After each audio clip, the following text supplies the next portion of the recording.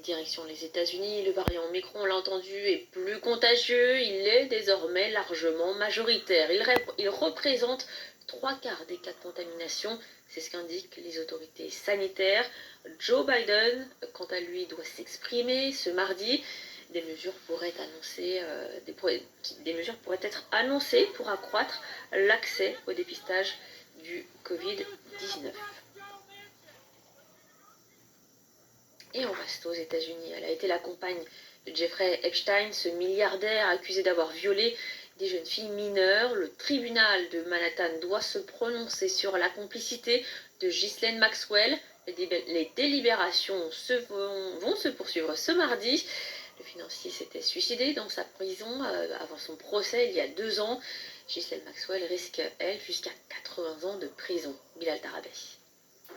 Le clan Maxwell, uni, quitte le tribunal fédéral de Manhattan.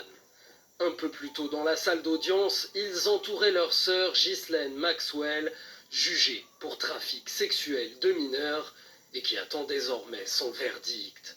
Les 12 jurés doivent décider à l'unanimité si oui ou non Ghislaine Maxwell a été la rabatteuse de son ancien compagnon et meilleur ami, Jeffrey Epstein, milliardaire américain accusé d'avoir violé des jeunes filles mineures pendant des années et qui s'est suicidé en prison avant d'être jugé en août 2019. Dans son réquisitoire, la procureure décrit Ghislaine Maxwell comme étant la clé d'un système mis en place par Jeffrey Epstein pour recruter des jeunes filles qui l'abusaient sexuellement. Elle affirme « Ghislaine Maxwell était une prédatrice sophistiquée qui savait très bien ce qu'elle faisait ». Pendant les 3 semaines qu'a duré le procès, 4 femmes ont témoigné contre la fille de l'ancien magnat de la presse britannique, Robert Maxwell. L'une d'elles a décrit comment Ghislaine Maxwell, en 1994, était venue l'aborder alors qu'elle n'avait que 14 ans. Ghislaine Maxwell lui aurait proposé de rencontrer Jeffrey Epstein pour obtenir une bourse d'études. S'en seraient suivis 4 ans de viol auxquels participait parfois Ghislaine Maxwell elle-même.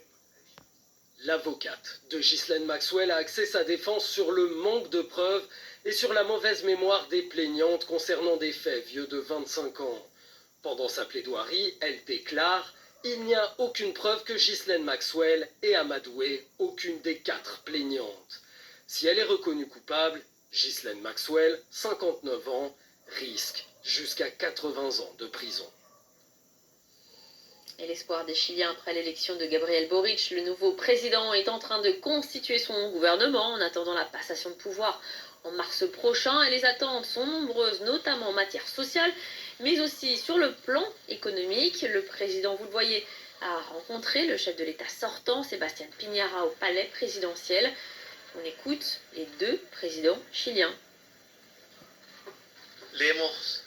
Nous lui avons souhaité le plus grand succès dans son futur gouvernement et lui avons offert notre entière coopération pour que la transmission du pouvoir dans une démocratie se fasse sans heurts, de manière efficace et très républicaine. Lors de son 2e mandat, le président Piñera, lors de la même période de transition que nous vivons aujourd'hui, avait nommé son gouvernement un 22 janvier. J'espère ne pas dépasser cette période et nous sommes conscients que cela est important pour le pays pour apporter de la confiance. Au Bénin, Rekiatou Madougou et Joël Aïvo ne feront pas appel. C'est ce qu'ont annoncé les avocats des 2 opposants lundi soir. L'opposante béninoise et ancienne garde des Sceaux, Rekiatou Madougou, avait été condamnée le 11 décembre à 20 ans de prison pour terrorisme par la Cour de répression des infractions économiques et du terrorisme. Joël Aïvo, lui, a écopé de 10 ans. Et pour expliquer cette décision de ne pas faire appel, les avocats dénoncent, je cite, l'absence d'indépendance de la Cour et l'absence d'équité des juges. Fin de citation. Aux Philippines, le bilan est très lourd après le passage du typhon Rai, le plus puissant cette année. On compte au moins 375 morts et 500 blessés. Une 50aine de personnes sont portées disparues. Les zones côtières ont été dévastées et les secours peinent à organiser leur ravitaillement en eau potable et en nourriture. Regardez. Un carnage complet.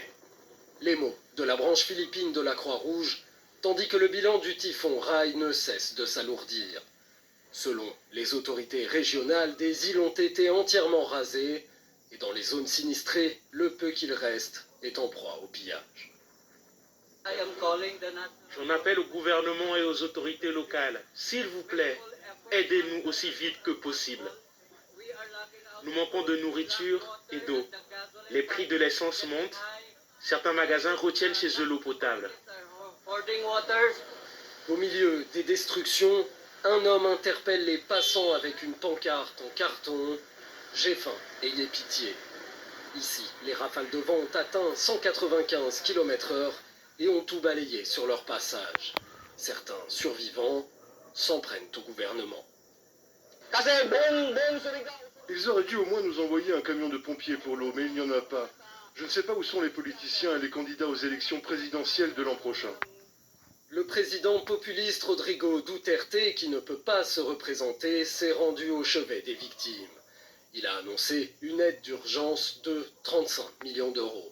Les Philippines sont balayées par près de 20 typhons ou tempêtes tropicales chaque année.